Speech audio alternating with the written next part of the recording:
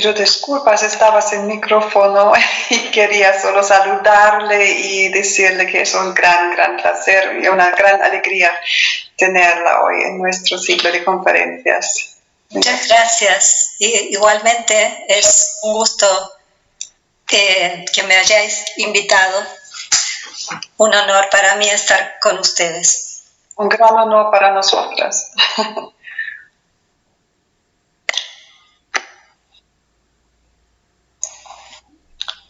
Muy bien, yo diría que podemos comenzar, ¿verdad? Muy buenas tardes a todos quienes nos acompañan por acá, por Europa. Buenos días a quienes están conectando desde Latinoamérica, desde América. Como bien decía la profesora Sieber, hoy tenemos el honor realmente de tener en nuestro ciclo de conferencias a Belén Gache.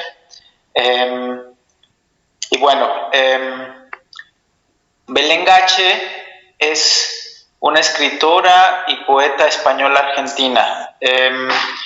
Vive en Madrid. Desde los años 90 ha realizado obras de poesía conceptual y de literatura experimental y expandida, tales como videopoemas, poesía electrónica y proyectos mixtos.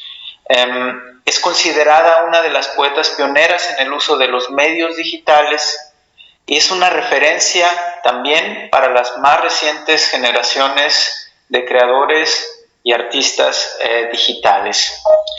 Entre las obras más icónicas en el ámbito digital destacan y que también se desplaza a Capital del Estado, ¿no? Por ejemplo, las obras la representación política, la composición del ayuntamiento, una disculpa, se introdujo por aquí un audio.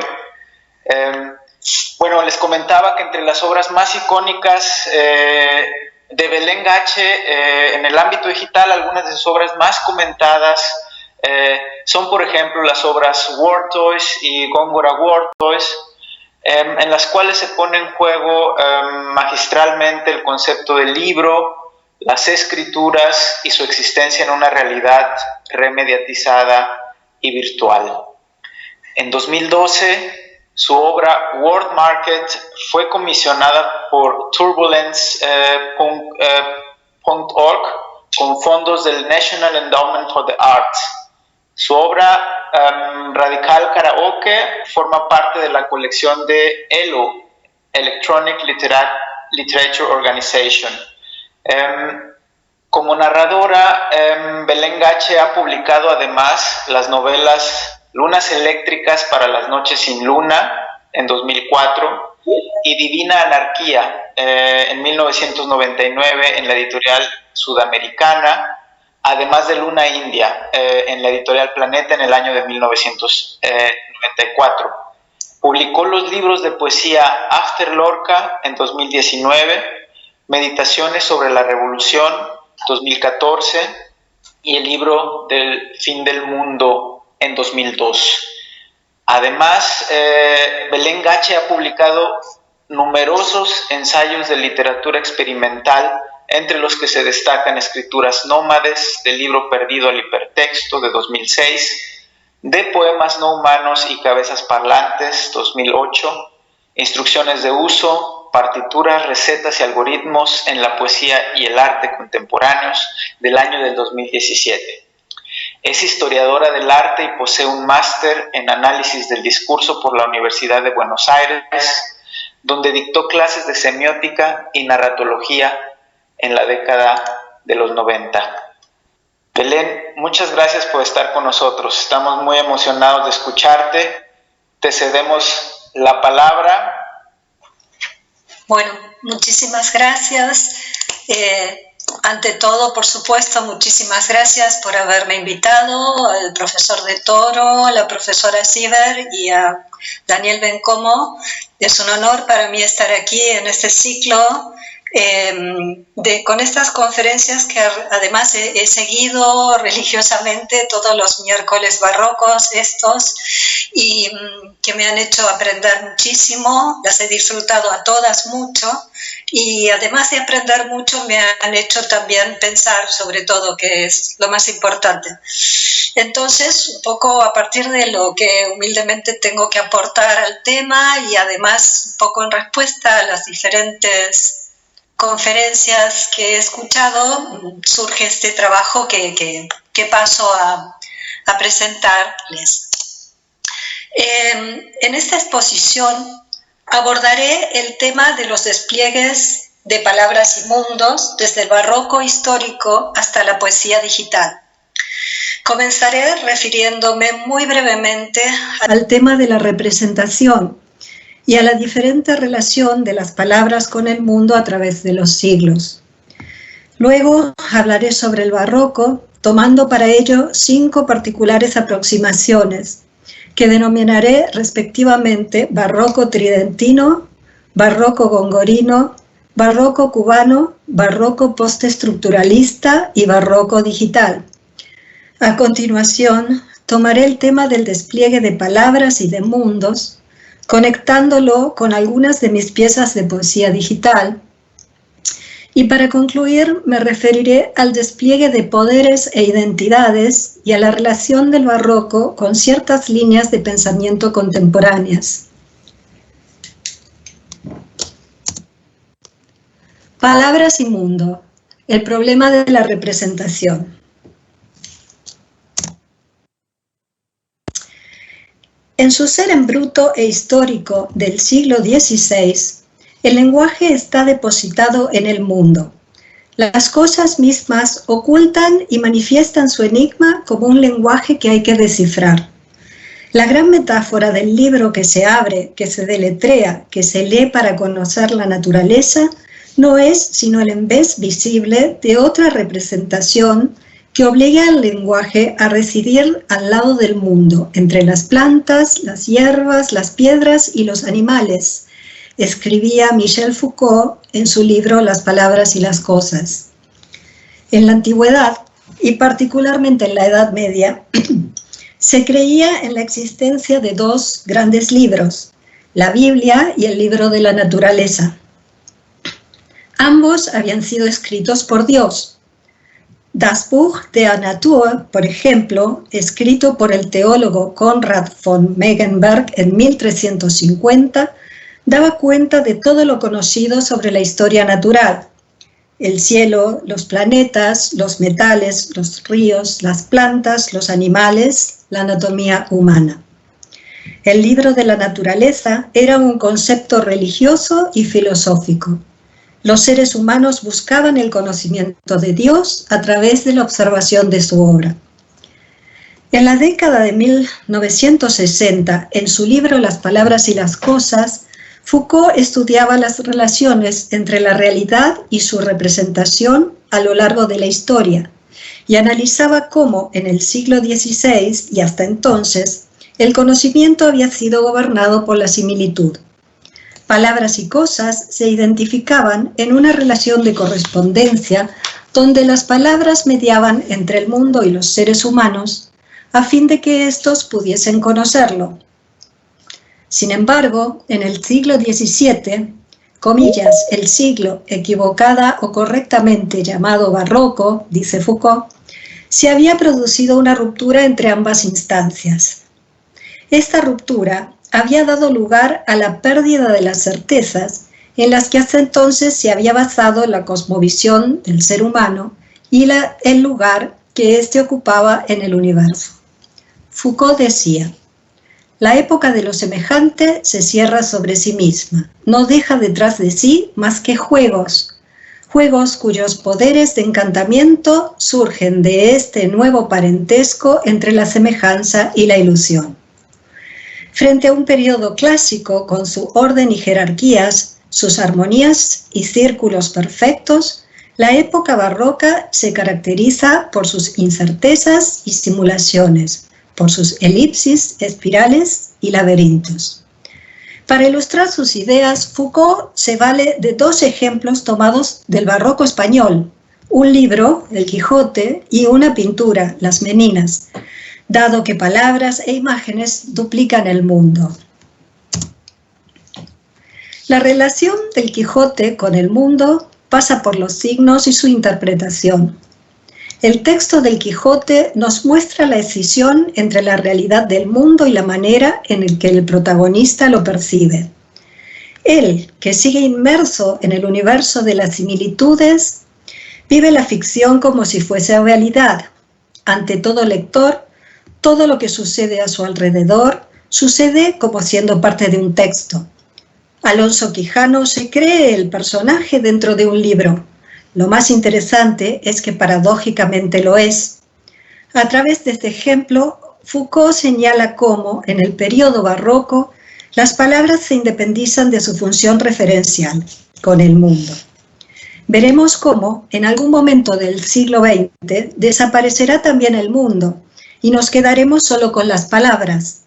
En la década del 60, Derrida planteaba su famosa frase «Il n'y a pas de hors texte», no hay nada fuera del texto. El texto recibe su sentido no de una fuente trascendental y metafísica, sino de las relaciones de las palabras con otros textos y entre ellas mismas. A finales de los 70 tendremos planteos como por ejemplo el de Jean Baudrillard, quien sostenía que la función del signo posmoderno era hacer desaparecer la realidad y enmascarar al mismo tiempo su desaparición. Según él, en la posmodernidad, la realidad se veía directamente suplantada por los signos y se producía la aniquilación de toda referencia. Así la realidad se convertía en hiperrealidad. Asociada a la metáfora del mundo como libro, tenemos la de la biblioteca como universo. Esto será planteado, por ejemplo, por Jorge Luis Borges en la Biblioteca de Babel. En este texto de Borges se ha querido ver una predicción de lo que décadas más tarde sería Internet. A partir de la aparición de las nuevas tecnologías digitales, tendremos otra metáfora más. No la del mundo hecho de palabras, sino la del mundo hecho de vídeos. Así como el mundo de la realidad se duplica en el mundo de las palabras y en el mundo de las imágenes, se duplica igualmente en el mundo de vídeos. Aparecerán entonces motivos ficcionales, como por ejemplo el de la película The Matrix, una construcción virtual del mundo creada por inteligencias artificiales con tecnologías tan avanzadas que la hacen indistinguible de la realidad. The Matrix fue programada para que la humanidad nunca se diera cuenta de que estaba viviendo en un mundo simulado. Despliegue de barrocos. El barroco, recuperado en la segunda mitad del siglo XIX por Jacob Burckhardt y por Friedrich Nietzsche, ha sido abordado principalmente de dos maneras: como constituyendo un periodo histórico determinado, es el caso, por ejemplo, de los planteos de José Antonio Maraval en la década del 70, o como una estética recurrente que atraviesa diferentes épocas, es el caso de Heinrich Böllfling o de Eugenio Dors. Gilles Deleuze también vería en el barroco una tendencia cíclica. La importancia que ha tenido el barroco como objeto de estudio histórico y literario se refleja en la cantidad de relecturas que ha tenido desde corrientes de pensamiento muy diferentes. Antes de pasar a los despliegues de palabras y mundos digitales, quisiese comentar brevemente algunas de ellas. El barroco tridentino. El barroco de los siglos XVII y XVIII está indisolublemente ligado a las políticas del Concilio de Trento, a la Contrarreforma y al Imperio de los Habsburgo. Diseñadas para subrayar las diferencias teológicas con el protestantismo, las imágenes religiosas de la Contrarreforma eran una eficaz arma de propaganda y los artistas y sus temáticas eran fuertemente controlados. Estas imágenes se multiplicaban en los territorios de los Habsburgo, Italia, el sur de Alemania, España y sus colonias Flandes y Nápoles, y las colonias de Asia y las Américas. El Concilio de Trento marcó las líneas de un absolutismo eclesiástico que buscaba restaurar el dominio que la Iglesia había tenido desde la Edad Media, creando una serie de aparatos de propaganda y control a fin de protegerse del humanismo renacentista y de las corrientes reformadoras y poder mantener su discurso, su hegemonía y su poder. En su libro La cultura del barroco, Maraval señalaba al barroco como un periodo represivo y conservador, en donde aparecían mecanismos de censura, como por ejemplo la Inquisición o los índices de libros prohibidos. A pesar de todo esto, el papado y el imperio no pudieron evitar el cambio de mentalidad propio de una época caracterizada por el quiebre de un orden establecido y por el espíritu crítico. Por poner un ejemplo de la relación Iglesia, monarquía, iconografía, mencionaré a la Inmaculada Concepción, cuya imagen se multiplicó en cada rincón del imperio. Entre los aspectos del dogma católico defendidos por Trento estaba el rol de la Virgen María, con temas como el de la Inmaculada. Tanto la monarquía de los Habsburgo españoles, especialmente los Austrias menores, como ya en el siglo XVIII los Borbones, especialmente Carlos III, fueron grandes defensores de su doctrina. Su modelo iconográfico fue normalizado en el siglo XVII con obras como las de Murillo, quien en la segunda mitad del siglo retomó la imagen de la mujer vestida de sol con la luna bajo sus pies del Apocalipsis y la representó vestida con una túnica blanca, un manto azul, contra un fondo ambarino sobre una peana de nubes sostenida por angelotes. En 1780, el Papa Clemente XIII proclamó a la Inmaculada patrona de España y de las Indias. Carlos III la declaró patrona y abogada de todos mis reinos de España y de las Indias y los demás dominios y señoríos de esta monarquía, y creó en su honor la Orden de Carlos III.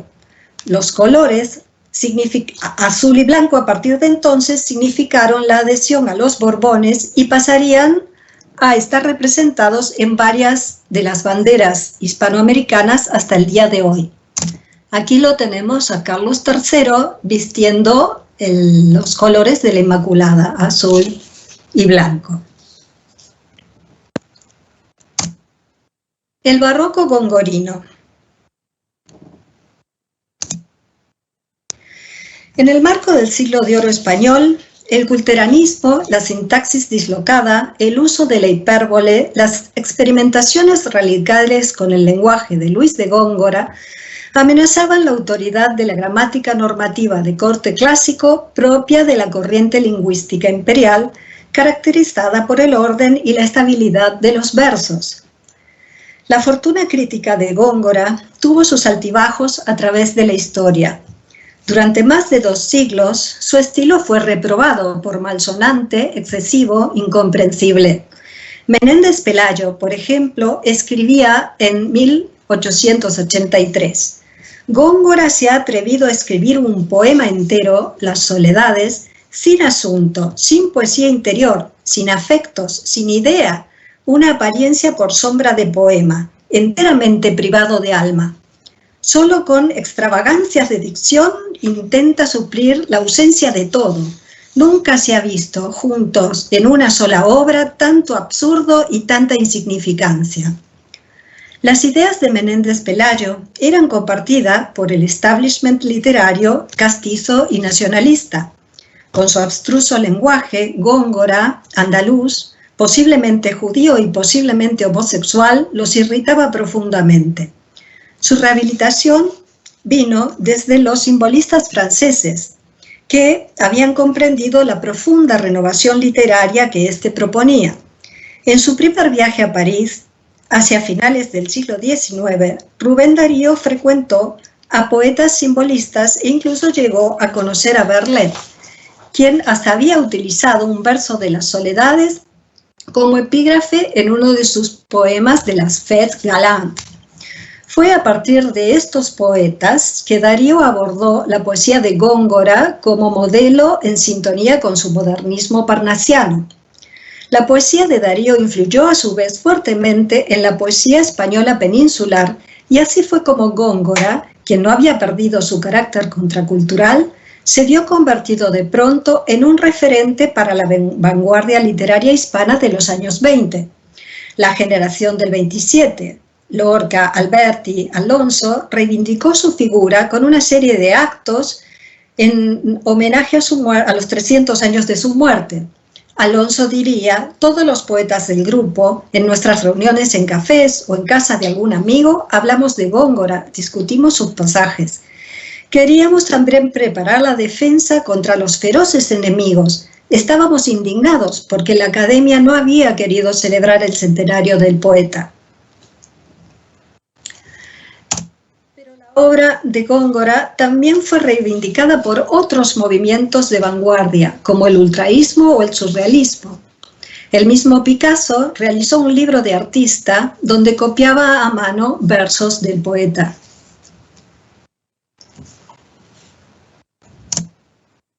Barroco cubano.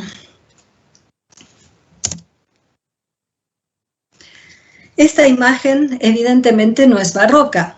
Fue pintada en 1874 y es uno de los Südamerikanische Landschaften de Ferdinand Bellermann, el famoso Urwaldmaler que llegó a Venezuela influenciado por los estudios de Humboldt, quien a su vez había visitado esta cueva que él pinta en 1799. Hacia la segunda mitad del siglo XX, una serie de escritores cubanos se pusieron a hablar de barroco latinoamericano. Cuba, sin embargo, como señaló aquí también el profesor Ingensheim, siempre fue diferente en su historia y en su relación con España que el resto de Latinoamérica. Por ser una isla, por estar en el Caribe, por su particular historia de esclavos, corsarios y piratas, Cuba permaneció fiel a la corona hasta 1998, cuando el Tratado de París obligó a España a cederla a los Estados Unidos junto a Puerto Rico, Filipinas y Guam. En 1957, José Lezama Lima publicó el libro La expresión americana, cuyo título, La curiosidad barroca, se convertiría en el punto de partida de una serie de reflexiones sobre el barroco latinoamericano que tendrían lugar en los siguientes 20 años. Según Lezama, el barroco americano no existía solo por haber venido de Europa, sino por el mismo modo de ser americano, entre comillas. Él hablaba, entre comillas, de la gran letra creadora del barroco nuestro, nutrida por las bocanadas del verídico bosque americano. El paisaje era para él determinante, un paisaje pródigo y prodigioso, entre comillas, exuberante, excesivo y sobre todo exótico. Evidentemente, un paisaje caribeño. Lezama sostenía que la rebelión estética incaica, entre comillas, del indio Condori o la ruptura estilística de la ley Yadiño preparaban ya la rebelión del siglo XIX que llevarían a cabo personajes como José Martí. Alejo Carpentier, por su parte, ya hablaba de una América barroca antes de su descubrimiento. Carpentier asociaba el barroco al concepto de lo real maravilloso que él defendía. Para él, la exuberancia de la naturaleza o la, entre comillas, simbiosis del mestizaje no podrían sino generar barroquismo. Años después lo tendremos a Severo Sarduy, quien se distancia del modelo telúrico del realismo mágico de Carpentier. Se ha hablado mucho del barroco de Carpentier, dice. En realidad, el único barroco, con toda la carga de significación que lleva esta palabra, es decir, tradición hispánica, manuelina, borrominesca, berniniana, gongorina, el barroco de verdad en Cuba es el de Lezama, dirá Sarduy. Desde París, él hablaba de barroco desde un contexto ya intelectual cosmopolita. Para él, el barroco, lejos de ser un dispositivo de poder conservador, como decía Maraval, era un modelo revolucionario que servía para pensar las inestabilidades del capitalismo tardío. En una línea que iba de Góngora a Lezama y de Lezama a él mismo, ponía énfasis en el signo y no en el sujeto. liberando a la poesía de las exigencias de la expresividad del yo romántico. Sarduy justificaba su tesis del barroco como cultura revolucionaria en que para él el mundo barroco, un mundo concebido como un entretejido de signos, anunciaba ya en el siglo XVII la muerte de Dios que luego profundizarían Nietzsche, Freud, Lacan o Derrida. Pero el barroco también le permitía a Sarduy pensar el lugar lateral y excéntrico de América frente a Europa. Estrategias como la parodia, el pastiche, el travestismo, la carnavalización socavaban la institucionalidad de la herencia hispánica, construyendo a su vez su homenaje y su profanación. Tomando teorías cosmológicas barrocas, Sarduy hablaba de los dos centros de las elipsis keplerianas, uno visible y otro obturado. De la misma manera en que en la literatura barroca un término se suprime u oculta en beneficio de otro en la metáfora, o el significado ausente es reemplazado por una profusión de significantes, América se presentaba como el otro centro de la elipsis suprimido u oculto frente al centro irradiante y luminoso de Europa. Las discusiones de estos escritores cubanos en la década del 60 y 70, más allá de su indiscutible valor, circulaban internacionalmente de la mano de dos grandes megáfonos. Primero, la perspectiva occidental de la Revolución cubana, cuyos autores, todos estos, resultaban en mayor o menor medida incómodos para el régimen castrista, y luego por el marketing del boom latinoamericano, etiqueta forjada no desde Cuba, sino desde Barcelona. Barroco postestructuralista. El barroco fue de gran interés para los pensadores en el marco del postestructuralismo. En Foucault, por ejemplo, con sus reflexiones sobre el siglo XVII y su análisis del Quijote o las Meninas. En Deleuze, con su estudio sobre Leibniz. El propio Lacan ha trabajado extensamente el tema del barroco, viendo coincidencias entre las paradojas de la percepción y los juegos de imágenes y miradas del siglo XVII y el psicoanálisis. A partir de los años 90 se multiplicarán los ensayos sobre el tema. Omar Calabrese, Christine Bussing-Glucksmann, José Luis Berea, etc. El barroquismo de la posmodernidad puede entenderse a partir de las ideas de Dors y el eón barroco cíclico. Existe un paralelismo entre ambos periodos. Ambos surgen en momentos de crisis, de transición, de cambio epistemológico. En ambos se produce una ruptura desencantada con la época precedente. En un caso con el clasicismo del romanticismo, del Renacimiento, y en el otro con la modernidad. Los artistas y escritores del barroco habitaban un mundo de apariencias y falsedades, en el que las palabras ya no se correspondían con las cosas. La cosmología barroca amenazaba el orden del universo. El descubrimiento de América duplicaba el mundo conocido. La contrarreforma relativizaba los dogmas. Europa estaba sumergida en luchas religiosas y guerras dinásticas, y los otomanos golpeaban a sus puertas. La fe en la unidad, el orden y la razón era reemplazado por un mundo mutante de divergencias, multiplicidades, heterogeneidades. En la época posmoderna asistimos igualmente a un fin de las certezas y al fracaso de los grandes relatos modernos. Se pierde la fe en las verdades únicas, en la razón, en el progreso, todo se fragmenta y babeliza. Barroco digital. Solíamos vivir en el mundo imaginario del espejo, del ser dividido, del escenario, de la otredad, de la alienación. Hoy vivimos en el mundo imaginario de la pantalla, de la interfaz, de la reduplicación de redes, decía Baudrillard en su artículo Xerox y el infinito. La era digital también ha sido considerada barroca debido a sus características de proliferación ad infinitum de signos y de datos, de dinámica de flujos, de redes, laberintos, geometrías variables, de juegos de significantes sin orden ni control, de realidades virtuales, hiperespacios, hipervínculos, hipertextos. Christine Bussing-Glucksmann señalaba cómo hoy asistimos a un nuevo régimen de imágenes efímeras donde los flujos pantállicos desestabilizan el arraigo terrestre como lugar de sentido, primando el nomadismo, la hibridación cultural, las ramificaciones, bifurcaciones, falsificaciones, y donde la hibridación de las imágenes lleva a la apoteosis el sueño barroco de lo efímero.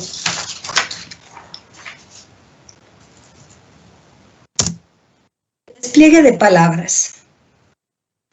En 1988, Gilles Deleuze publica el libro Le Pli, Leibniz et le Baroque, intentando descubrir un barroco moderno y neo-leibniziano en la poesía de Mallarmé, en la novela de Proust, pero también en la obra de Michaud, en la música de Boulez o en la pintura de Jantai. Deleuze toma como concepto central al pliegue, entendido como devenir ontológico de continuidad múltiple y diferencial. El mundo, según esta concepción, estaría hecho de pliegues visibles e invisibles, donde las diferencias no se cancelan unas a otras, sino que se contienen y son contenidas en un continuum sin principio ni fin. Encontraremos fuertes similitudes conceptuales entre la estética barroca de los pliegues y los infinitos despliegues de palabras y textos ilimitadamente interconectados en los medios digitales.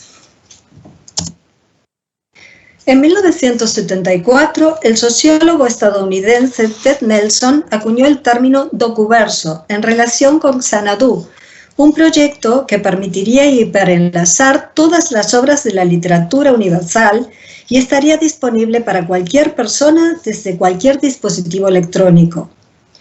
Esta concepción de la literatura que planteaba Nelson era completamente novedosa y daba por tierra con la cultura del libro, hegemónica durante siglos.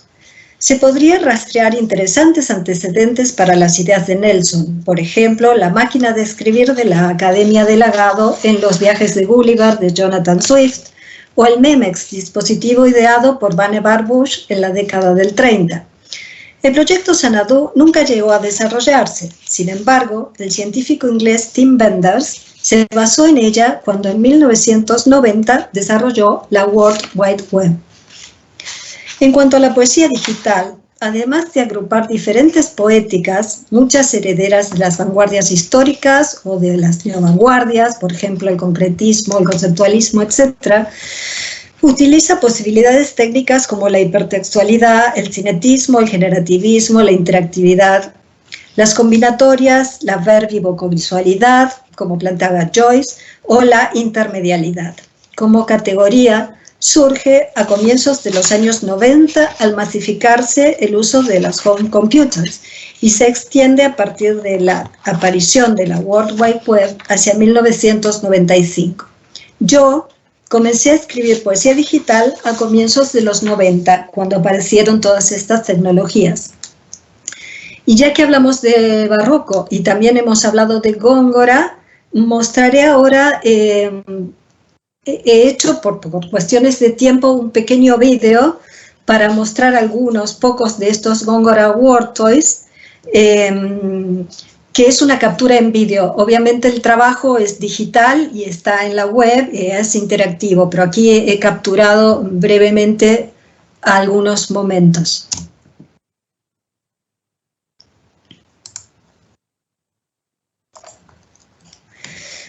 Aquí tenemos, voy a mostrar algunos trabajos. Este, por ejemplo, dedicatoria en espiral, es el texto de la dedicatoria de las soledades al duque de Béjar y es presentado en forma de espiral, rompiendo la linealidad del texto y responde a las acciones de los lectores que con el cursor van girando hacia un lado y hacia el otro, acelerando o retrasando su giro.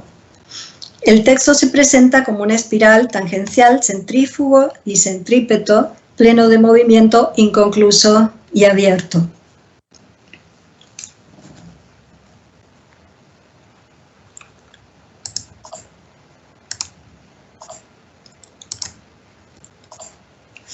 En este otro trabajo, En breve espacio, mucha primavera, los versos de Góngora se ornamentan con aliteraciones, epítetos, cultismos, metáforas, alusiones y elusiones.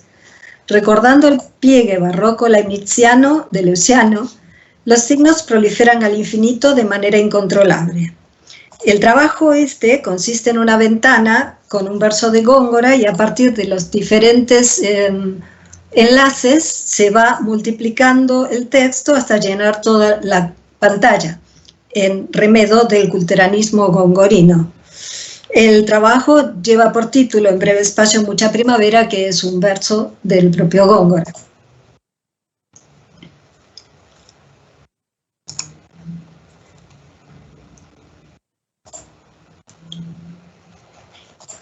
En este tercer trabajo, Delicias del Parnaso,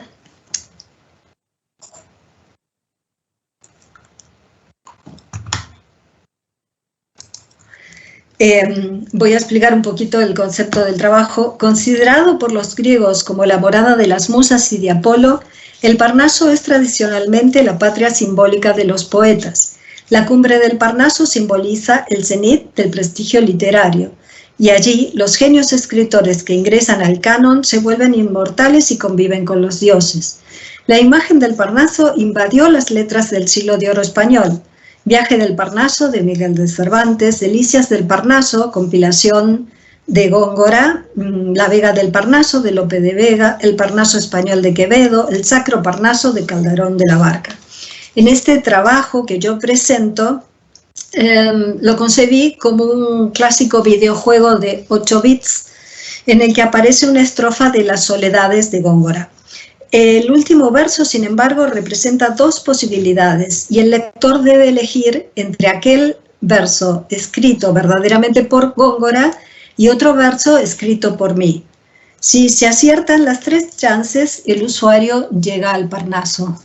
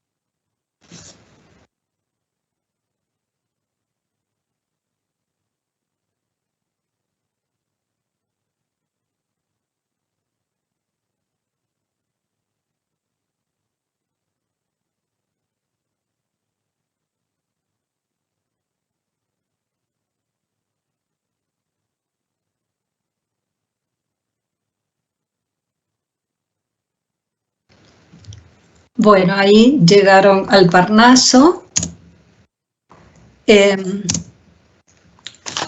Voy a pasar al siguiente punto, despliegue de mundos.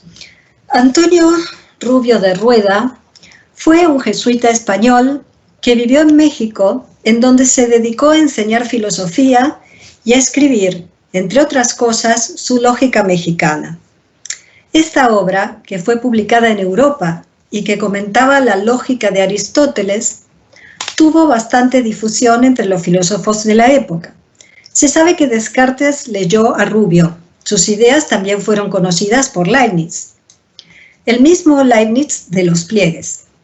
En su libro, Rubio planteaba la posibilidad de que, en lugar de un solo mundo, existiera una pluralidad de mundos posibles. Esto lo decía en oposición a Aristóteles, para quien el cosmos era necesariamente único. El argumento de Rubio sería retomado años después por Leibniz en su Teodicea, con su teoría del mundo perfecto.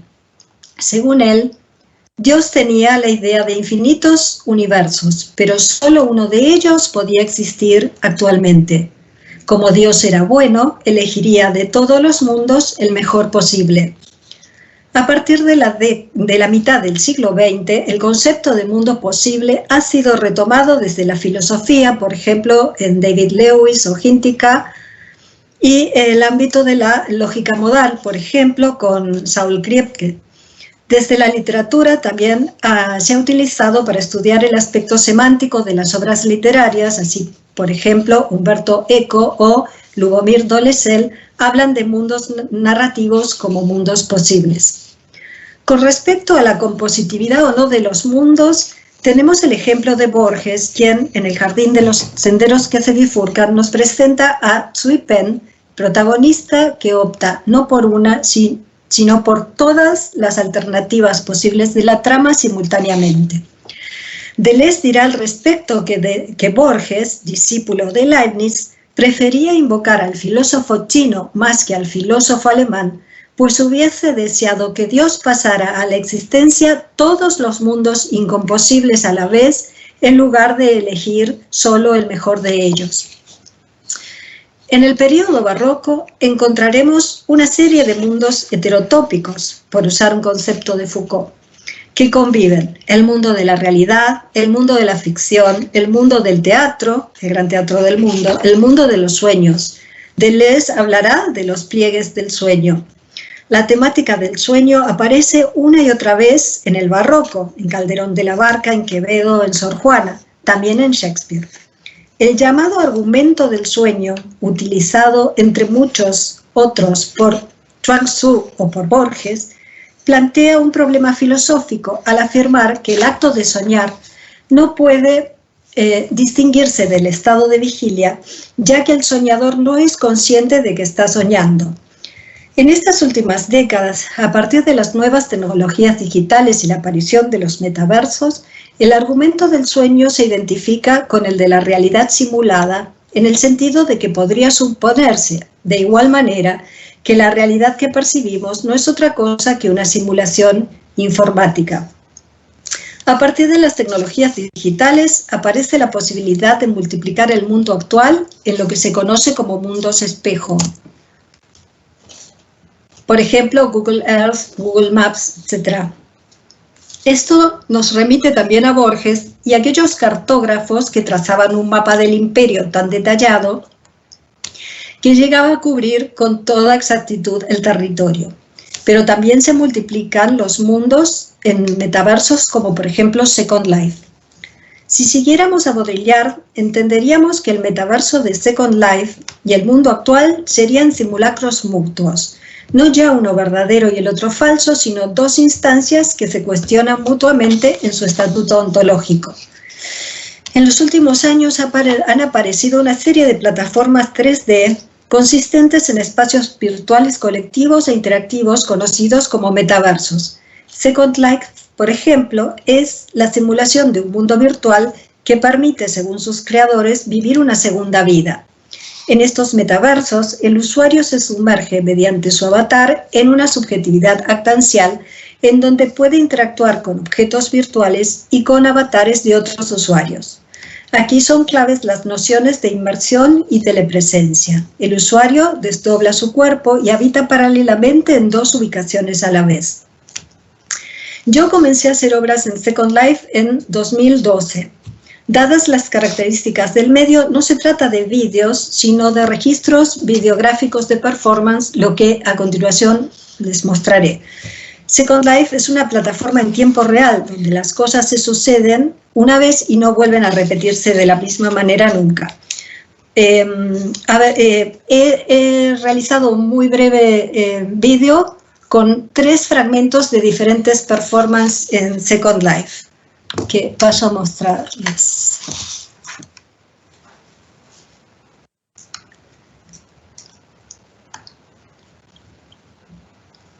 ¿Se está escuchando el sonido? No se está escuchando. Sí, perfecto. La conferencia perfecta. Ah, vale, perfecto. O sea que no se ha escuchado el sonido de los Góngora Wortoys. No. Bueno, pues ¿Necesitas, serías tan amable, por favor, de volver a cargar la presentación y activar la sí, pestañita del... sí. Muy bien, te esperamos. Vale, pues entonces, ven. Comparte la pantalla.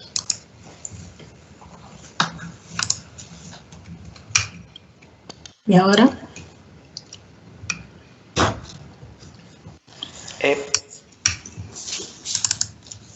Creo que...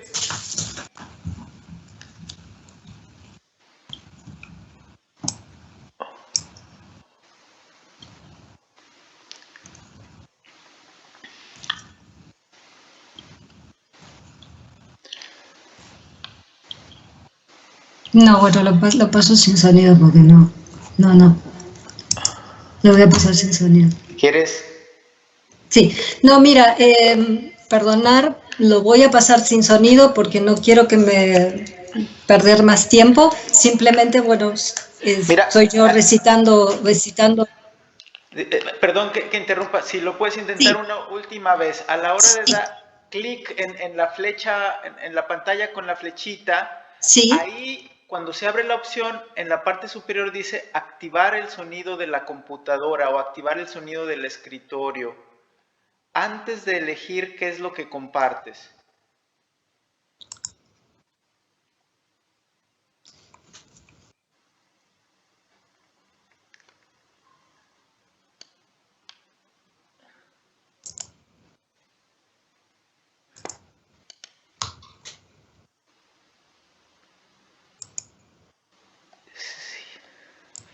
Si es posible, lo intentamos así.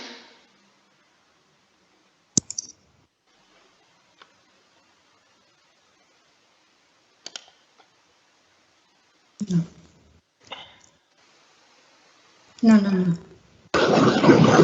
Si le envías la presentación a Daniel y él la abre. No esa opción.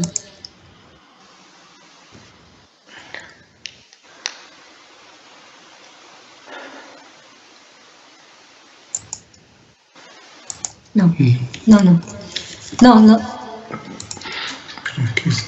Vale, pues no, voy a seguir así porque si no, no voy a poder. Sí, Bueno, está sí, bien. Está vale. bien. Simplemente, bueno, estoy recitando unas poesías.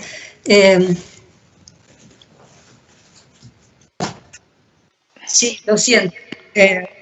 Bueno, en Aurelia, que es esta performance, sí, a la deriva, leyendo fragmentos de un texto de Aurelia del Val, cuyas primeras palabras son: los sueños son una segunda vida. No me daba la opción de poder sonido, no lo pude hacer.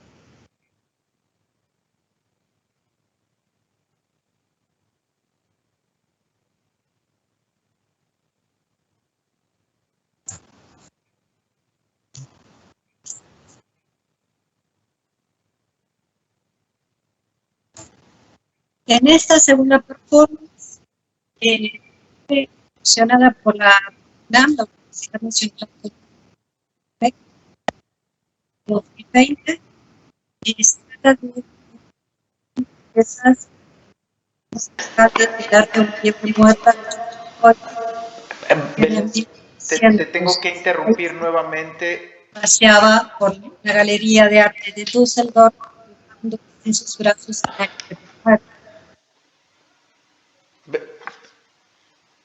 Belén, debo interrumpirte brevemente. Sí.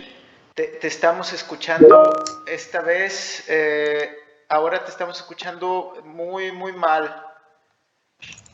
Vale. ¿Tú tocaste algo? Me están escuchando mal a mí. No te Bueno, vamos. preocupes, tenemos tiempo.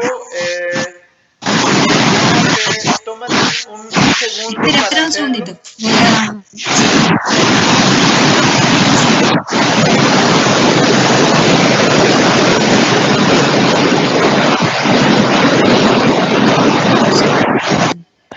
En lo lo que se resuelve el asunto del micrófono, quería Sí. comentarle a quienes nos acompañan, hacerles un pequeño comentario. Tenemos en el reminder que les mandé en el correo general, activé un chat alternativo para aquellos que deseen comunicarse con nosotros a través de chat y que no tengan la opción activada en Microsoft Teams. Pueden ir al correo y ahí tenemos un link para un chat que se puede abrir también en el navegador desde su celular o en su espacio, en su computadora personal, de forma que podamos estar también ahí a través de texto conectados y nos puedan hacer llegar sus inquietudes o sus comentarios. Perdona, ¿ahora me estáis escuchando bien? Ahora te escuchamos muy bien. Vale, pues entonces nada, lo lamento, de todas maneras, bueno, creo que un poco de idea ya se habrán hecho el trabajo, están todos igual en mi sitio para que le interese mirarlo, están todos allí los trabajos. Daniel, ¿sigo mi exposición? Me parece muy bien, Evelyn, muchas gracias. Bueno, perdón, estas cosas técnicas siempre. Bueno, otro concepto clave al abordar el tema de los mundos posibles es la noción de cibergeografía. Se ha reflexionado sobre la falta de relevancia de los espacios geográficos determinados en el contexto de las actuales tecnologías digitales. Por ejemplo, en el estudio de Michael Gregg, que aborda el fin de la geografía en la era de la comunicación y la cultura global. Hoy la economía, la industria, el comercio, las finanzas son globales. Las empresas pueden encontrarse en cualquier lugar del mundo. Existe el teletrabajo, el trabajo en red, el comercio electrónico. También son globales a partir de sitios de internet, del social networking o de las plataformas de software para teleconferencias, los circuitos informativos, educativos y culturales. Aquí mismo en esta reunión nos hemos juntado personas que nos encontramos en diferentes geografías, creando un nuevo espacio y poco importa el lugar geográfico en el que estemos realmente. ¿Hasta qué punto este espacio relacional que nos abren las pantallas de nuestros ordenadores contribuirá a la disolución de los límites nacionales?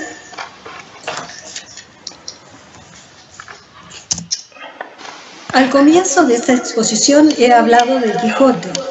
El otro ejemplo de barroco español analizado por Foucault en Las palabras y las cosas es el de Las Meninas de Velázquez, cuadro donde aparece la infanta Margarita Teresa, hija de Felipe IV y quien sería esposa de su tío, el emperador Leopoldo I.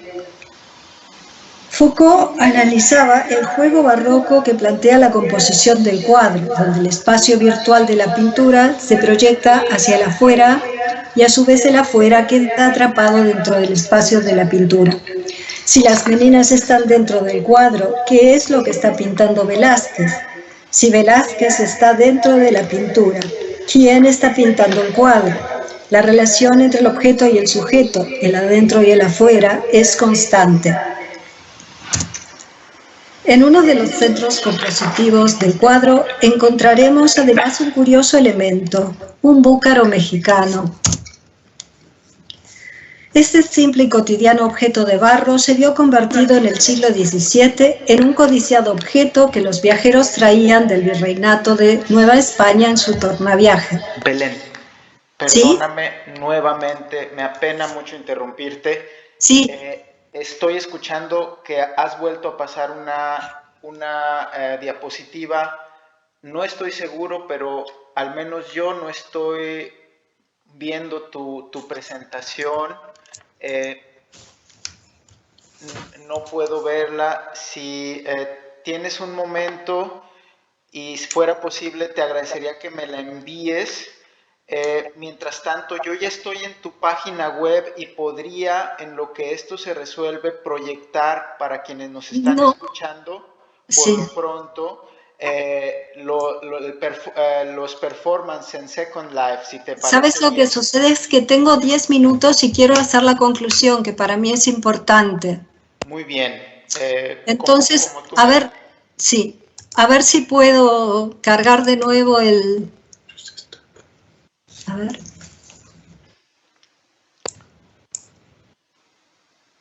No olviden, por favor, cargarla desde archivo.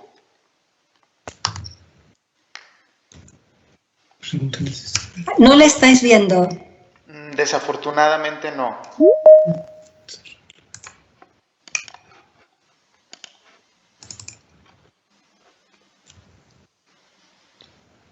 ¿Ahora? ¿Tampoco? Todavía no. Bueno, pues entonces... Se oye así.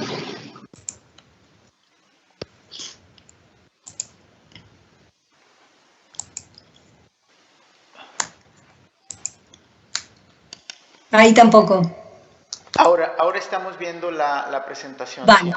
A ver, ¿me dejas?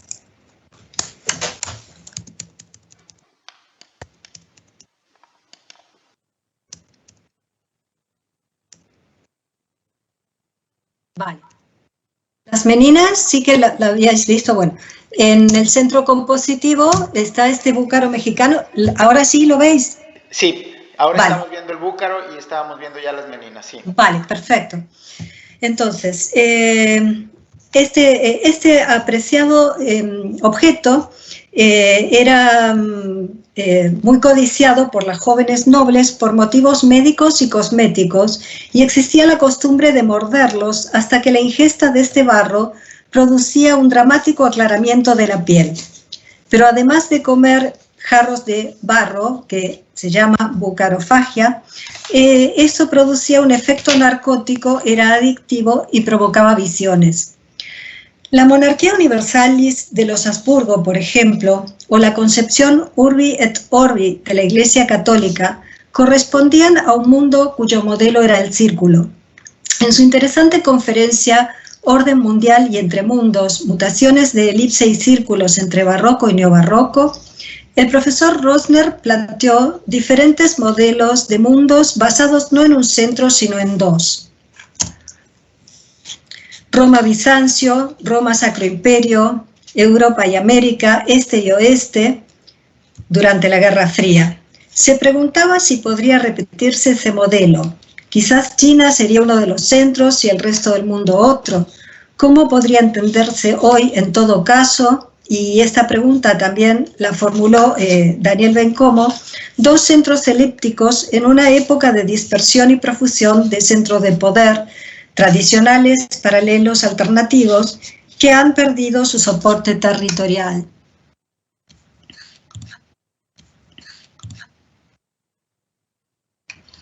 ¿Ahora me veis a mí? Sí.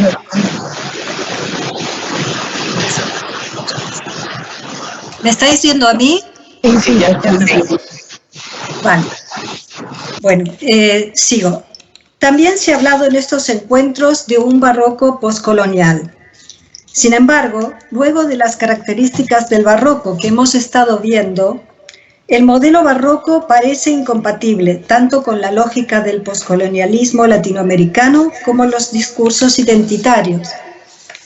Primero, porque el modelo barroco no se condice con los opuestos binarios del otro, donde el pensamiento postestructuralista había logrado desterritorializar los modelos logocéntricos, superando opuestos como opresores oprimidos, víctimas y victimarios, incluidos, excluidos.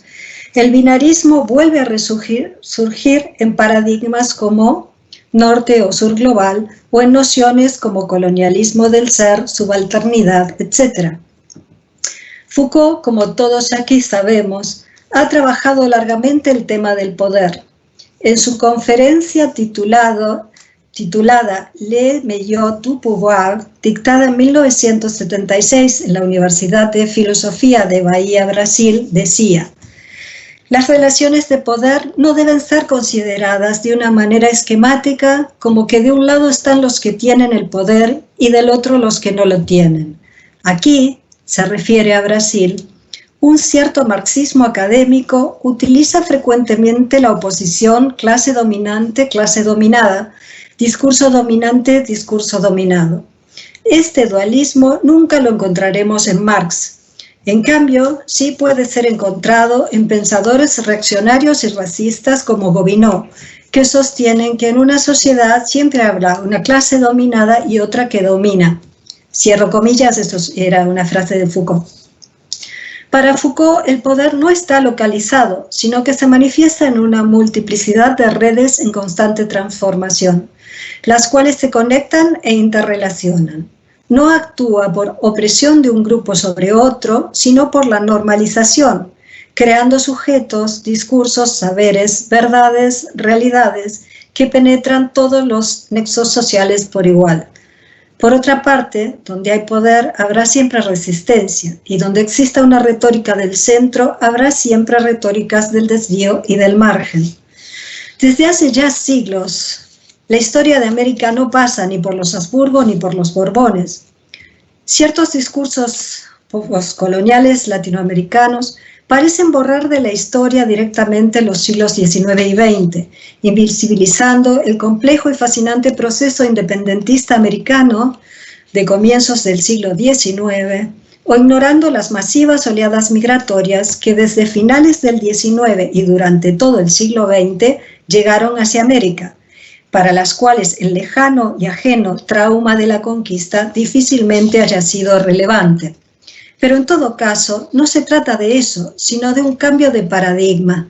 Vivimos una época de vertiginosos flujos de personas, de capital, de mensajes, de data, una época de nomadismos, migraciones, diásporas, una época de entreculturas, de doble nacionalidades, de hyphenated identities, de cibergeografías, donde es imposible mantener un paradigma binario con dos centros jerárquicamente subordinados. Segundo, porque el modelo barroco es incompatible con el modelo de la identidad entendida como una esencia metafísica. El pensamiento postestructuralista, en sus largas reflexiones sobre lo uno y lo múltiple, ha señalado el derrumbe del pensamiento de la identidad por mor del pensamiento de la diferencia. Los discursos de la identidad en Latinoamérica surgían en contextos histórico-políticos específicos y principalmente como arma retórica. Por ejemplo, se confrontaban con el hispanismo promovidos desde finales del siglo XIX por Menéndez Pelayo, el mismo a quien no le gustaba Góngora, y recuperado en la posguerra por los sectores más conservadores tanto de España como de Latinoamérica. O, en el marco de la Guerra Fría, buscaban pensar lo latinoamericano posicionándose frente a la Revolución Cubana. Pero quizás convendría recordar aquí también la enciclopedia china de Borges, con la que Foucault abre el libro Las palabras y las cosas y sus taxonomías absurdas. Los discursos de la identidad, desde Herder hasta la noción de Leitkultur, han demostrado siempre tener problemas. Implican una serie de operaciones lógicas que determinan quién pertenece al conjunto y quién no, quiénes somos nosotros, quiénes son ellos, quién es igual, quién es diferente, quiénes serán considerados todos iguales al ser despojados de sus diferencias. Las identidades de todos nosotros son múltiples, fragmentadas, polifónicas, cambiantes. No pueden ser reducidas a única esencia determinista, esencialista, trascendental e invariable. Todos estamos hechos de pedazos. En su texto O Secuestro do Barroco, Haroldo do Campos ya denunciaba que quienes buscaban un mito de origen, una voz del ser, un espíritu nacional o una literatura representativa de una región, fatalmente las construían sobre el secuestro y la exclusión. Decía que estas búsquedas consistían en un episodio de la metafísica occidental de la presencia, un capítulo a adjuntar al logos platonizante que Derrida en su dramatología sometió a un lúcido y revelador análisis. La identidad es una construcción política que muchas veces termina siendo además una forma de subjetivación impuesta, por ejemplo, en la obra como bien analiza Said, que opera sobre geografías imaginarias haciéndolas controlables y accesibles. Se trata de dispositivos de poder-conocimiento que producen un sí mismo y un otro en oposiciones conflictivas, jerárquicas y de subalternación. Volviendo al tema del libro y para cerrar, del libro y del Quijote con el que abrí esta exposición, la cuestión no es saber hoy, como en el siglo XVII, si vivimos o no adentro de un libro, sino de saber si ese libro lo hemos escrito nosotros o lo han escrito otros, convirtiéndonos a nosotros en sus personajes. Muchas gracias.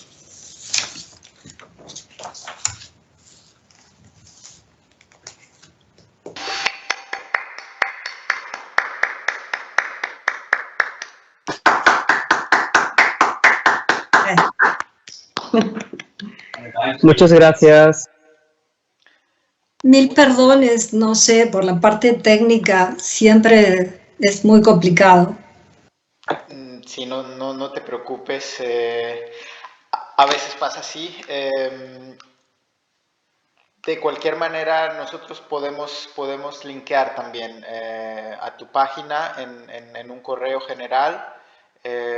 Sí, allí están todos los trabajos. Están en video, también están en formato de Vimeo. Sí. Sí, muy bien. Bueno, pues yo, perdón por otra vez interrumpir, ya lo he hecho demasiado esta vez. Si alguien tiene, por favor, comentarios, bienvenidos, más que bienvenidos. Ya tenemos por aquí, bueno, una pregunta de la profesora Caballero. Le cedemos la palabra.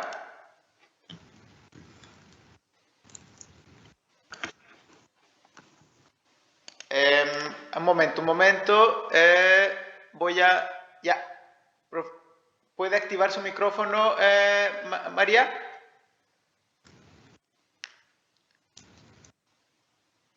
Un segundo, ¿qué tal ahora? Sí. Ya. Vale, perfecto. De cualquier forma me he puesto los cascos porque me parece que también puede escucharse mejor. No, mi intervención es solo para felicitar a Belén, me he sentido muy en sintonía con ella porque a mí la parte técnica siempre me da pavor que se venga abajo. Y me hubiera encantado escucharla en su avatar declamando los poemas. Yo desde luego voy a recuperar ese link para disfrutarlo, ¿no?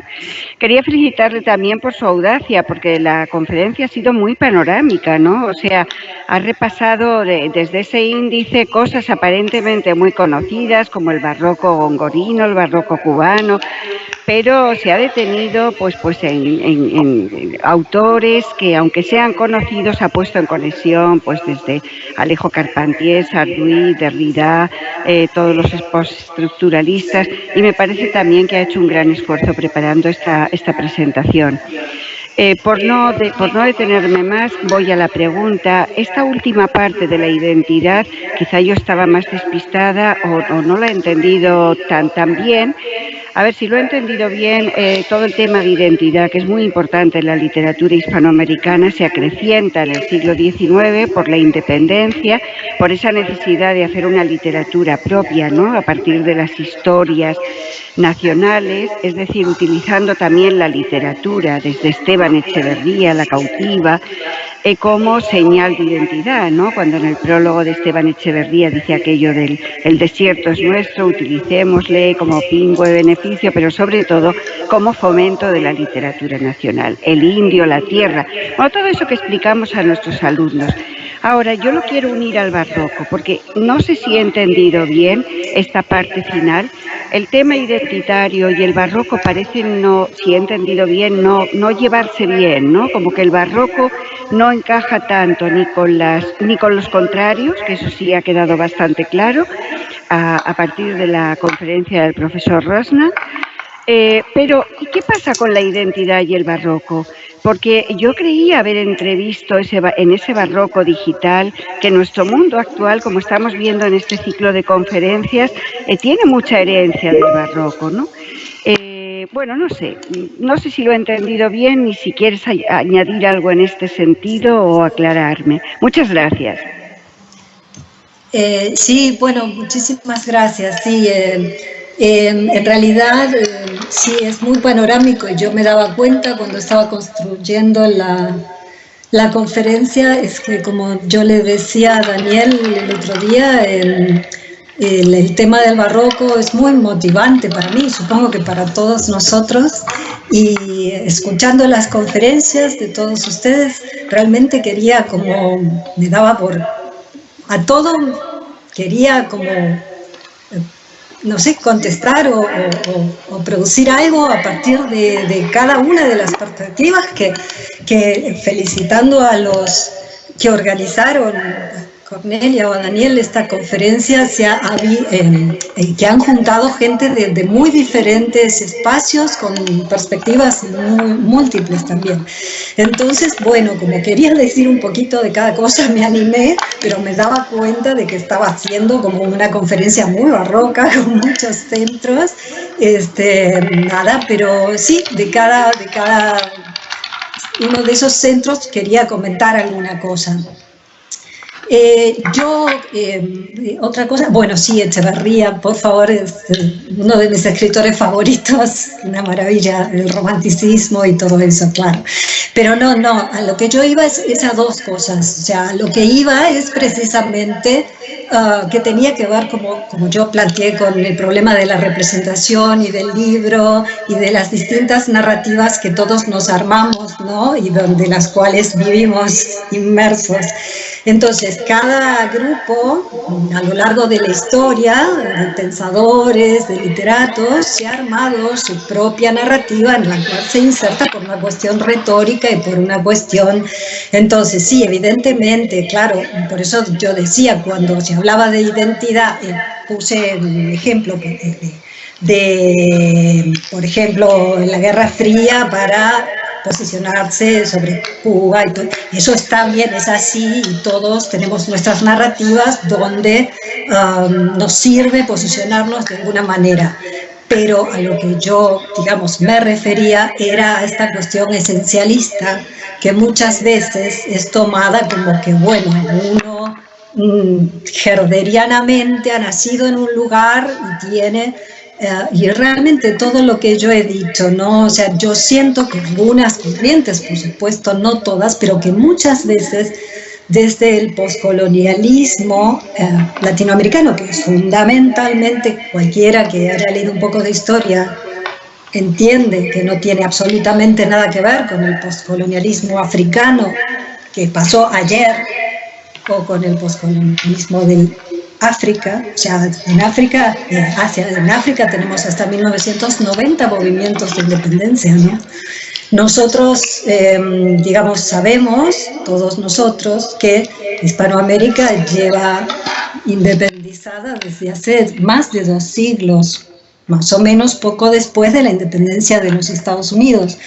Un contexto completamente diferente, riquísimos discursos de la independencia en América, que deberían estudiarse y estar presentes y no hacer como, bueno, los Habsburgos o Borbones y hoy nosotros aquí. O sea, muchas veces se cae en eso. Por supuesto que no es el caso de los pensadores que conocemos, pero sí, a veces la tendencia es a simplificar y entonces... nada, lo que yo básicamente decía en la conclusión, ¿no? O sea, realmente para muchas, desde las oleadas migratorias hasta los discursos de la independencia, eso no encaja muy bien con este discurso muchas veces muy simplista de la colonia y la poscolonia. Me gustaría hacer un breve comentario. Muchas gracias por la pregunta y la respuesta también. Que nada más que se anexa muy brevemente a esto para dar paso a las demás preguntas. Creo que me gustaría conectar esto con la multiplicidad de centros que decías, Belén, y plantearla también en términos de escrituras en Latinoamérica.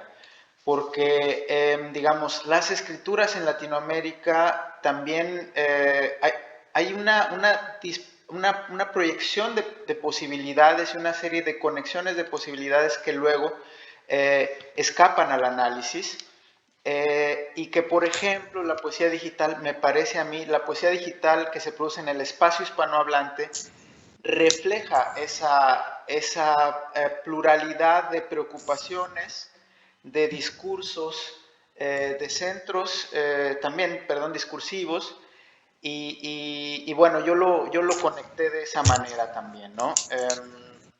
Que muchas veces también están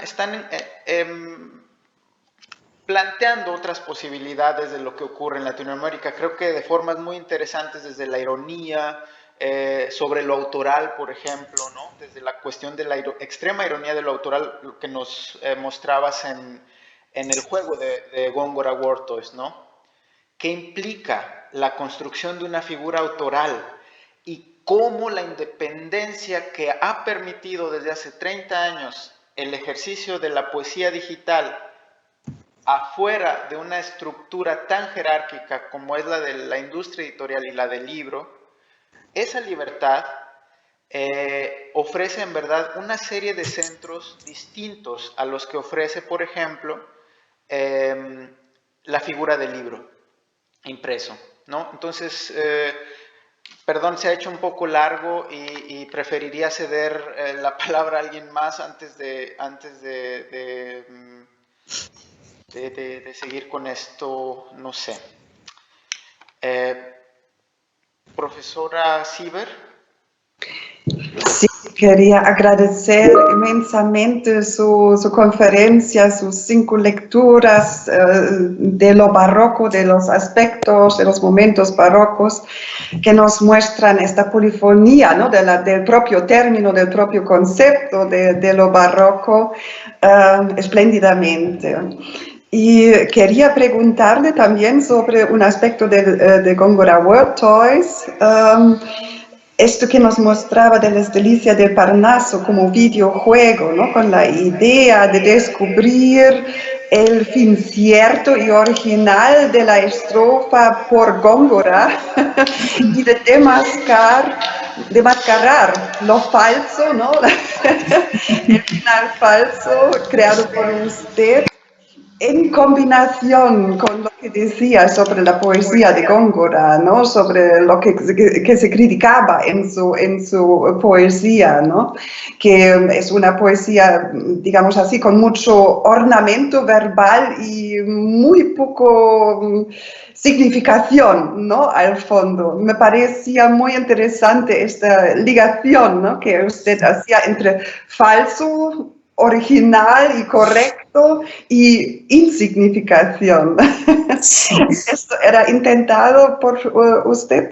Sí, sí, por supuesto. Lamentablemente, por lo que entiendo, no se había escuchado la música, que también era una parte importante de la pieza, sobre todo esa llegada al Parnaso y todo, pero bueno, está también en mi sitio y se puede agregar el enlace para el que tenga interés de verlo. Sí, sí, es muy interesante. A mí realmente sí, esa cuestión de lo hispanohablante que comentaba recién Daniel, que viene a cuento porque, claro, eso sí que uno lo lleva, y esa sensibilidad a la métrica, que bueno, también en la última conferencia que vimos también estos análisis de los sonetos de Góngora, evidentemente yo he trabajado mucho, no era el interés de una, es decir, termina siendo un poco paródica mi apropiación de todas estas poesías del barroco que yo he trabajado tanto.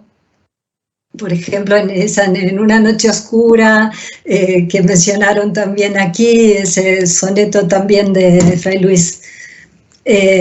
Bueno, diferentes sonetos que yo he trabajado reescribiéndolos y que terminan siendo paródicos, aunque en realidad mi intención es más bien como honrarlos, pero desde mi perspectiva, desde mi humildad y desde mi desterritorialización, son así como me salen las escrituras, siendo que parecen terminar siendo una parodia. Pero en el caso de los Góngora Word Toys, en este del Delicias del Parnaso, es muy... a mí me da siempre gracia. Yo lo he presentado muchísimas veces a lo largo de los años con alumnos o en presentaciones, y realmente a la gente no terminan de decidirse si el verso es de Góngora o mío, o sea, les da igual. Entonces eso hace pensar un poco también en la construcción del autor, ¿no? O sea, que, no es que quiera compararme con Góngora, pero sí que es cierto que llegado el momento vale lo mismo una de las posibilidades que la otra. Qué bien, qué bien. Uso este momento para preguntarle otra pregunta que llevo conmigo ya hace 15 años y que no se refiere a Góngora Huertos o a esta temática de hoy, sino a su primer blog, El Niño Burbuja. Sí. Que me parecía y sigue pareciéndome muy espléndido, ¿no? Esta escritura desde una mirada infantil y que conlleva, claro que sí, esta magia en las cosas, en la vista. Y me preguntaba desde hace ese tiempo si conlleva algo o rescata algo del realismo mágico que la generación entre medio de usted, ¿no? Como inicios del nuevo siglo, y los grandes autores del boom querían romper, ¿no? Con esta idea de la magia. Los de Craig, los del Macondo, que decían, vivimos en ciudades como todo el mundo, estamos tan urbanos como todo el mundo, ya no tenemos que ver con esta magia en el realismo mágico. Y sí, es interesante lo que usted me pregunta. Realmente hay muchas cosas ahí que evidentemente usted ha podido ver. Son varias cuestiones, o sea, en realidad El Niño Burbuja, que a mí me gustó mucho hacerlo, me fue muy placentero hacerlo, ya hace 17 años del Niño Burbuja, está planteado como un ejercicio ulipiano, eran 100 días, era una narrativa en proceso, a partir de frases encontradas, imágenes encontradas, la narración iba avanzando, o sea que había una restricción previa a la hora de escribirlo, ¿no? Pero de todas maneras se iba armando esta narración. Incluso la misma imagen del Niño Burbuja fue una imagen encontrada en internet y a partir de ahí, bueno, empecé a seguir la narrativa. Tanto lo del realismo mágico como lo de la generación Macondo, bueno, la generación a la que pertenezco, mi primera novela salió publicada en Biblioteca del Sur, que era más o menos de Editorial Planeta, que era la que representaba un poco esta corriente. Pero yo no entro tanto el realismo mágico como el antirrealismo mágico, o en fin, son finalmente etiquetas del mercado literario. Y yo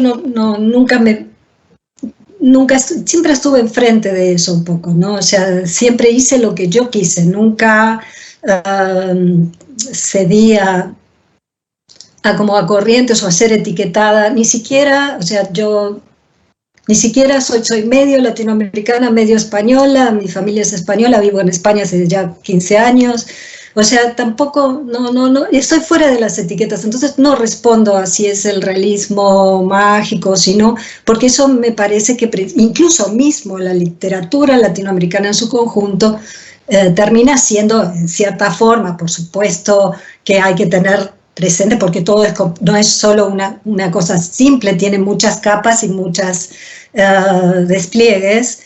Entonces, como decía también la profesora recién, evidentemente la literatura latinoamericana del siglo XIX tiene una presencia o una búsqueda de identidad, pero porque se buscaba, digamos, buscar una posición propia. Yo la verdad que a las obras mías solo me conecto con mi obra, no me importa ni el mercado, ni la nación, ni la religión, ni nada. O sea, hago lo que sea y que se lea desde los diferentes puntos donde cada uno aparece, ¿no? Todo eso está, todos estamos hechos de pedazos, como decía yo. Todas esas cosas de las biografías de cada uno aparecerán más o menos.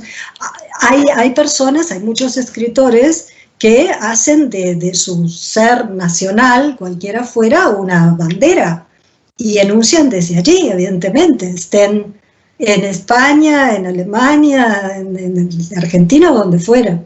Pero otros no, hay otros que hacen una bandera de su religión o de su lo que sea.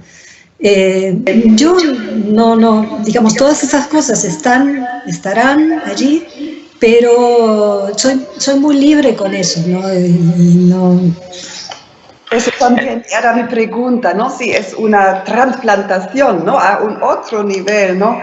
A la técnica del Internet, sí. Sí, eso es muy importante. Y bueno, y Daniel también lo comentaba, evidentemente con Internet esto nos ha dado una libertad enorme, porque, bueno, con Internet y con los medios que hay hoy, las tecnologías de edición, de distribución de las obras, ¿no? Porque antes uno siempre estaba como mediado por la editorial y la editorial implicaba ya una etiqueta y una manera de circular la obra, ¿no?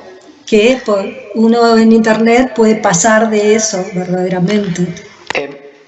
Perdón que interrumpa, todavía tenemos algunos comentarios felicitándote. Verónica Gómez, muchas felicidades. También nuestros alumnos y algunos invitados, Vladimir, Conrad, mandan felicitar, y Laura Elena González, que nos acompaña también de manera digital desde América Latina en México, hace una pregunta que es interesante, que dice lo siguiente: con respecto a los sitios de poesía digital como Second Life, ¿cuántas visitas registran?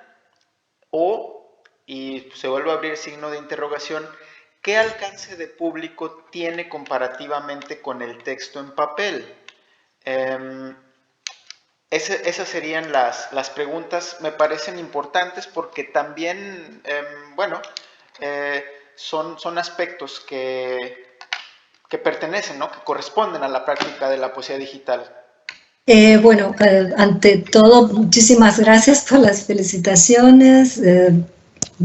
Nada, yo realmente he hecho este trabajo con todo cariño, realmente he puesto bastante de mí en hacerlo y bueno, nuevamente agradezco este espacio tan privilegiado para poder mostrar mis ideas. No, nunca me ha interesado, realmente ni siquiera he mirado si es quién lo mira o cuánta gente, o sea, nunca me ha interesado mucho eso, o sea, no quiero pecar de soberbia, pero es que está allí en internet y lo mirará, que lo tenga ganas, o sea, nunca, ni siquiera en mis libros publicados en editoriales o algo me he ocupado de ver cuánto se vendía o si se veía. No, la verdad que no, eso, sinceramente no quiero pecar de soberbia, pero es que nunca me ha interesado mucho saber cuánta gente veía las cosas que yo hacía. Mira, yo simplemente podría hacer un comentario que puede dar registro solamente de esto, que tiene que ver con la máquina de búsqueda de Google, que finalmente es un buscador hegemónico y que indexa sus resultados a partir de la visibilidad de sus sitios. Y bueno, claro que no es ninguna coincidencia que al googlear tu nombre aparezca tu página, y eso remite, si bien muy vagamente, yo lo sé, a una circulación y a una discusión de los trabajos. También al mismo tiempo puedo testimoniar como lector cómo circula la obra ensayística y literaria en formato PDF. Digamos, creo que todos esos aspectos también están presentes, existen y faltan muchas cuestiones ahí, o bueno, se abren ahí nuevas posibilidades para el análisis. Viene un comentario más acá en el chat, también de Lorena González. Muchas gracias, una conferencia muy provocadora que abre y aborda muchos aspectos del tema. Exacto. Bueno. Simplemente, bueno, nuevamente gracias. Una aclaración, igual eso que viniendo a cuento de la pregunta que hacía esta chica desde México, como parte de las nuevas tecnologías y sus características, que esto que tú dices, cada uno igual ve sus búsquedas diferentes. O sea, lo que tú ves, igual otro no lo ve así. Quizás tú, como estás estudiando esto, te aparecen más. Y después, que esto es totalmente temporal. O sea, mañana Google cambia su algoritmo y ya no se me ve nunca más, vamos. Pero no pasa nada. O sea, como decía Borges, ¿no? Tarde o temprano todos seremos olvidados. Pero son condiciones también del objeto literario en su soporte digital y, sí. y creo que eso ya da también una respuesta, ¿no? Esa contingencia que tiene el soporte digital es distinta a la contingencia del libro. Totalmente. Puede ser quemado digitalmente también, ¿no? Google puede convertirse en un gran incendio en ese sentido. Sí, totalmente, sí, sí. No, es totalmente, bueno, esto está, por eso daría es que los temas son interesantísimos y muy importantes y trascendentes hoy. Y bueno, la diferencia de la literatura digital con el libro, todo lo que conlleva, cómo ha cambiado y lo que cambiará, porque yo lo he visto en estos 30 años que llevo escribiendo literatura digital, lo que ha cambiado todo, ¿no? Y cómo cambiará, sí. Quería precisamente hacerte una última pregunta a ese respecto y quería ponerla en términos de pliegues también, ¿no? Porque, digamos, pienso que el cambio de los soportes digitales son pliegues y repliegues que van muy rápido. Entonces, ese es un desafío también para las prácticas de poesía digital que hasta ahora se van integrando y van dialogando muchísimo, pero no sé cómo lo veas tú. ¿Cómo se enfoca o si tengas alguna respuesta al respecto, ¿no? No, sí, por supuesto, ha cambiado. A TikTok, ¿no? Sí, la verdad que a partir de hace pocos años ya la proliferación de las redes ha convertido todo lo digital en otra cosa y cambiará nuevamente, o sea, ha cambiado muchísimo todo está más, o sea, han entrado estas empresas de software, todos los... está todo como prediseñado, antes uno lo programaba o lo diseñaba a partir de software, hoy está todo como prediseñado, eso también influye mucho. Y después esto de los algoritmos, ¿no? O sea, como que tienes esta cuestión del like, esta pirámide del like, de tener más likes y todo eso es una lógica muy perversa, ¿no? Es como la lógica, la sociedad del espectáculo era esto del aparecer y las redes sociales es como la apoteosis del aparecer y del espectáculo, ¿no? Que planteaba Debord. Pero bueno, es así, es lo que hay. Yo siempre, bueno, pienso que un poeta, un escritor que se caracteriza por usar el lenguaje de otra manera, por desterritorializar esos lugares del lenguaje común corriente, buscará los espacios de fuga que encuentre, en línea, fuera de línea, hablando solo contra la pared, no sé, pero bueno, vamos,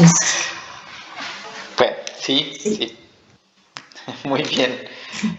¿Alguien más tiene alguna pregunta? Voy a revisar rápidamente el chat. No tenemos por aquí ninguna pregunta más. Yo tengo una para después. Tiene una más. Un poco más en privado sobre su concepto de lo postcolonial, porque yo lo veo no tan binario, ¿no? Pero podemos hablar un poco después. Despedimos entonces la conferencia ahora. Muchas gracias a quienes nos acompañaron en esta maravillosa conferencia de Belén Gache. Nos da mucho gusto que hayas estado con nosotros y gracias por abrir nuevamente tantas preguntas, tantas posibilidades desde tu lectura tan polifónica del barroco. Gracias. Gracias a todos por estar acá. Un abrazo. Una espléndida conferencia. Hasta la próxima. Enhorabuena. Ya nos vamos. Muchas gracias.